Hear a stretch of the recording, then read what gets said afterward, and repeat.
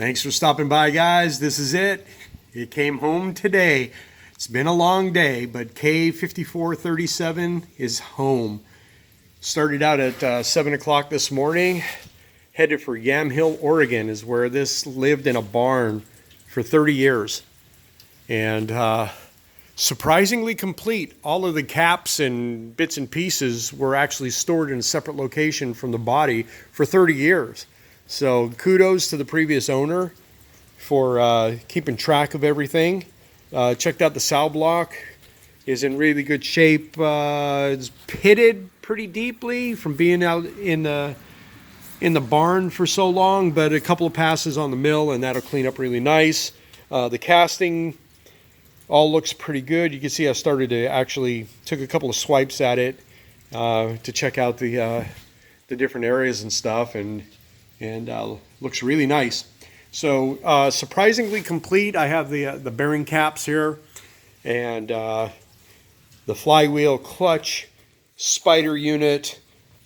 The drive shaft is fairly pitted, so that's gonna that won't be reused. Those are about $220 off of Little Giant website. So we'll be replacing 2-inch diameter drive shaft.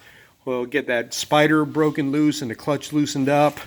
The clutch ring is actually spins on there, so you know if we have to go either electrolysis or whatever, I'm going to soak this really good with deep creep for the next week or so and tap on it now and then.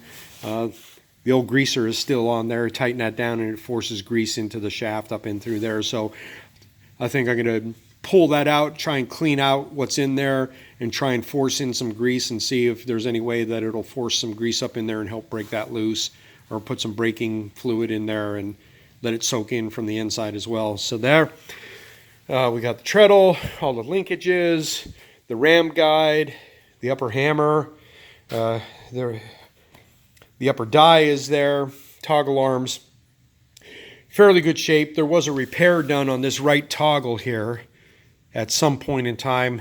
Believe it or not, these are still available through Little Giant. They'll either repair it or you could buy new ones. So we'll see once I get the paint off there. It looks like it's been repaired fairly well.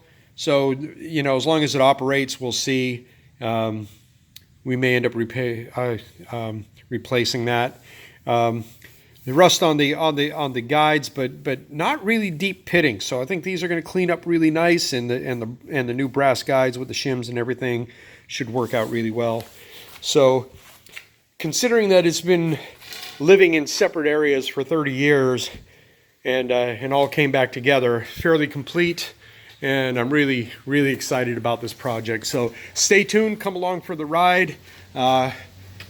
I haven't really done a lot of projects on my channel that I've done beginning to end, but this one I'll try to document fairly well. I'll be working along with the DVD from Little Giant so that I make sure that I cover all the technical aspects of the restoration according to the original specs. So stay tuned for that, and love to share this rebuild with you, and hopefully get this thing back up and running and back into service. Really excited about that. So stay tuned. Thanks for watching, and we'll see you next time. Be safe out there, and take care.